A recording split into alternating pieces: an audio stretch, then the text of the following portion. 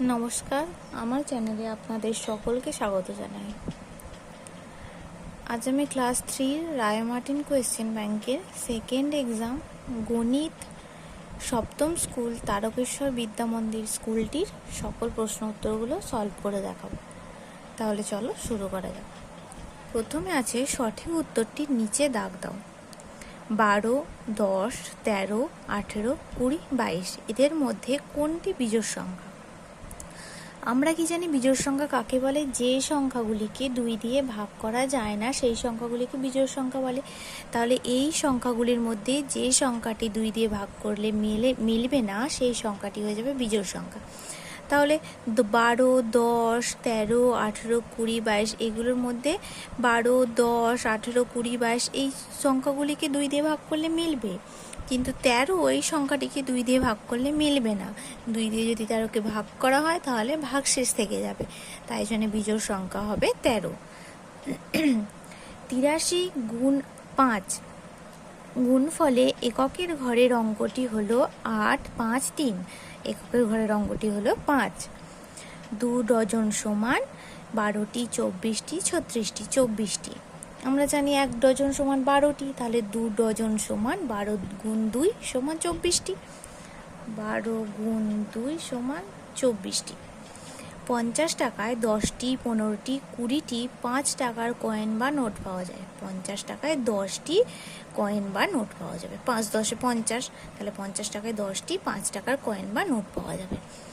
60 থেকে 8 বিয়োগ করা যাবে 6 বার, 7 বার, 8 বার। 60 থেকে 8 বিয়োগ করা যাবে 7 বার। বিজোড় সংখ্যার সঙ্গে জোড় সংখ্যা যোগ করলে সর্বদা জোড় বিজোড় মৌলিক সংখ্যা পাওয়া যাবে। বিজোড় সংখ্যার সঙ্গে জোড় সংখ্যা যোগ করলে সর্বদাই বিজোড় সংখ্যা পাওয়া যাবে। তারপর আছে ফাঁকা ঘরে সঠিক সংখ্যা বসাও। 56 ভাগ 8 সমান 7, কারণ 8 গুণ ড্যাশ সমান 56, তাহলে 8 গুণ 7 সমান 56, 7 আসতে 56। ভাগ প্রক্রিয়ার অঙ্কে ড্যাশটি অংশ আছে, 4টি অংশ আছে। ভাগ প্রক্রিয়ার অঙ্কে 4টি অংশ আছে, ভাজ্য, ভাজক, ভাগফল আর ভাগশেষ, 4টি অংশ আছে। 3 অঙ্কের ক্ষুদ্রতম সংখ্যায় 1-এর পাশে কটি শূন্য থাকে? 3 অঙ্কের ক্ষুদ্রতম সংখ্যায় 1-এর পাশে 2টি শূন্য থাকে। 100, তাহলে 1-এর পাশে কটি শূন্য আছে? 2টি। একটি ত্রিভুজের বাহু সংখ্যা 3টি। 2 অঙ্কের বৃহত্তম জোড় সংখ্যা হলো 98। 2 অঙ্কের বৃহত্তম জোড় সংখ্যা, জোড় সংখ্যা মানে কি? যে সংখ্যাগুলিকে 2 দিয়ে ভাগ করা যায়। আর এখানে বলেছে 2 অঙ্কের বৃহত্তম জোড় সংখ্যা 98। 98কে 2 দিয়ে ভাগ করা যাবে, মিলে যাবে, তাহলে 2 অঙ্কের বৃহত্তম জোড় সংখ্যা হলো 98। তোমার 2 হাত মিলিয়ে ড্যাশ জোড়া আঙুল আছে? তোমার 2 হাত মিলিয়ে 5 জোড়া আঙুল আছে। তারপরে আছে সমাধান করো। 69 টাকা 80 পয়সা, 37 টাকা 90 পয়সা, এটাকে বিয়োগ করতে হবে।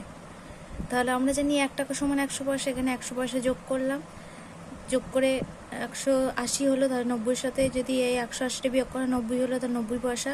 এখান থেকে 1 টাকা বাদ চলে গেল, তাহলে 68 টাকা হয়ে গেলো। 37-এর সাথে 68 বিয়োগ করে হলো 31 টাকা, তাহলে 31 টাকা 90 পয়সা। গুণফল নির্ণয় করো। 135 গুণ 6, 135-এর সাথে 6 গুণ করলে হবে 810। 135-এর সাথে 6 গুণ 5 6 30 0 হাতে রইল 3, 3 6 18 আর 3 21 1 18 2 6 8, তার 810 টাকা। ভাগ করো। 215 ভাগ 7, এর থেকে ভাজ্য, ভাজক, ভাগফল ও ভাগশেষ দেখাও।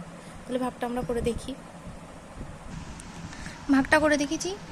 7 3 21, 5টা নামলো, 5টা যেহেতু 7 থেকে ছোটো, তাহলে 7 0 0 বিয়োগ হয়ে গেলো 5টা, ভাগশেষ হয়ে গেল, তাহলে ভাজ্য 215, ভাজক 7, ভাগফল 30 আর ভাগশেষ 5। তারপরে বলেছে সত্য বা মিথ্যা লেখো। গুণ্য গুণিতক গুণক সমান গুণফল, এটা সত্য।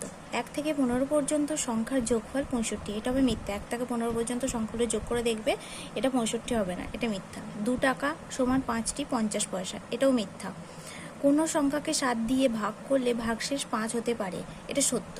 14 দিন সমান 2 সপ্তাহ, এটাও সত্য। একটি ষড়ভুজের বাহুর সংখ্যা 5টি, এটা মিথ্যা। তারপর বলেছে গণিতের ভাষায় প্রকাশ করে সমাধান করো। গোপার দাদু 40 টাকা 50 পয়সা দিলেন। গোপা 7 টাকা 50 পয়সার ফুচকা ও 5 টাকার আলু কাবলি খেয়েছে। এখন গোপার কাছে কত টাকা আছে? তাহলে 7 টাকা 50 পয়সা ফুচকা খেয়েছে আর 5 টাকার আলু কাবলি খেয়েছে। তাহলে এই দুটোকে যোগ করব, যোগ করে যেটা বেরোবে তার কাছে কত টাকা ছিল, মানে দাদু কত টাকা দিয়েছিলেন, 40 টাকা 50 পয়সা দিয়েছিলেন, তাহলে এটার সাথে বিয়োগ করব। তাহলে চলো আমরা অঙ্কটা করে দেখি। অঙ্কটা দেখো করে দেখিয়েছি। গোপা ফুচকা খেয়েছে 7 টাকা 50 পয়সার আর আলু কাবলি খেয়েছে 5 টাকার, মানে 5 টাকা 00 পয়সা। তাহলে এই দুটোকে যোগ করে হয়েছে 12 টাকা 50 পয়সা। এবার গোপার দাদু গোপাকে ক টাকা দিয়েছিলেন, 40 টাকা 50 পয়সা। আর গোপা এই দুটো খেয়েছে, মানে ফুচকার আলু কাবলি খেয়ে কত খরচ করেছে, 12 টাকা 50 পয়সা। তাহলে 40 টাকা 50 পয়সা আর 12 টাকা 50 পয়সা বিয়োগ করবো। তাহলে এই দুটোকে বিয়োগ করে হয়েছে 28 টাকা। তাহলে গোপার কাছে আছে এখন 28 টাকা। তারপর বলেছে তোমাদের বাড়ির পুকুর থেকে 308টি মাছ উঠেছে। 8 জন মাছ বিক্রেতা বাজারে বিক্রি করার জন্য সমানভাবে ভাগ করে নেওয়ার পরও কিছু মাছ পড়ে থাকলো। প্রত্যেকে কতগুলো মাছ নিল ও কতগুলো পড়ে থাকলো।